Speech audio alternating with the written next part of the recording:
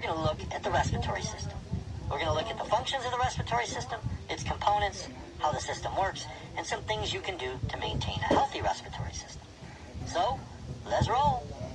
The respiratory system's main functions include transporting air into and out of the lungs, protecting the body against harmful particles that are inhaled, and its most important function, the exchange of oxygen and carbon dioxide.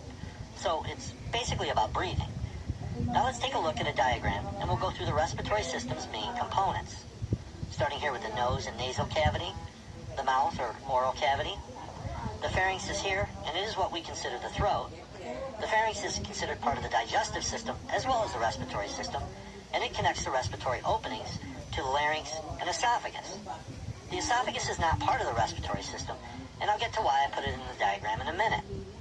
Next we have the larynx, which is also called the voice box because the vocal cords are located here.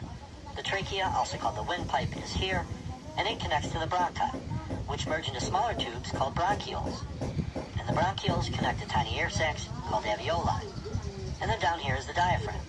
Now let's go through a very basic look at what happens during the breathing process. So air is breathed in through the nose or mouth. When it enters through the nose, it gets spread out by these shelf-like things here called conchae. The conchae help humidify the air and trap some inhaled particles. They also warm the air. The air next passes through the pharynx and enters the trachea. One note here. This little flap-like structure is called the epiglottis, and it has an important function. During breathing, it is pointed upward, allowing airflow into the trachea. However, during swallowing, it folds down to prevent food from going into the trachea, directing the food into the esophagus. If food does enter the trachea, the gag reflex is induced to protect the respiratory system. The epiglottis here, this little thing, shows you how amazing the human body is. Anyways, back to airflow. So air continues down the trachea and enters the bronchi. From there it enters into smaller bronchioles and finally into the alveoli, which are surrounded by a network of capillaries. And this, folks, is where the magic happens. Oxygen enters the alveolar sac and the gas exchange occurs. Capillaries give up their waste carbon dioxide and pick up oxygen.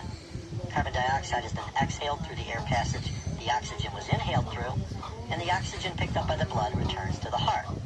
During this breathing process, the diaphragm is busy as well, contracting as we breathe in, which allow the lungs to expand, and relaxing as we exhale. Some minor respiratory disorders include the common cold, influenza, acute bronchitis, which is inflammation of the bronchi, and pneumonia, which is inflammation of the bronchioles and alveoli. Some of the more damaging disorders include chronic bronchitis, where the bronchi become inflamed and narrowed, mainly caused by tobacco smoke, emphysema, where the alveoli become overstretched, and lung cancer, which in almost 9 out of 10 cases is caused by tobacco smoke. What can you do to maintain or improve respiratory system health? Maintain a healthy weight. Excess weight compresses respiratory muscles and puts more stress on your lungs. Drink plenty of water. Dehydration can cause the mucus lining your airways to thicken and become sticky, making you more susceptible to illness.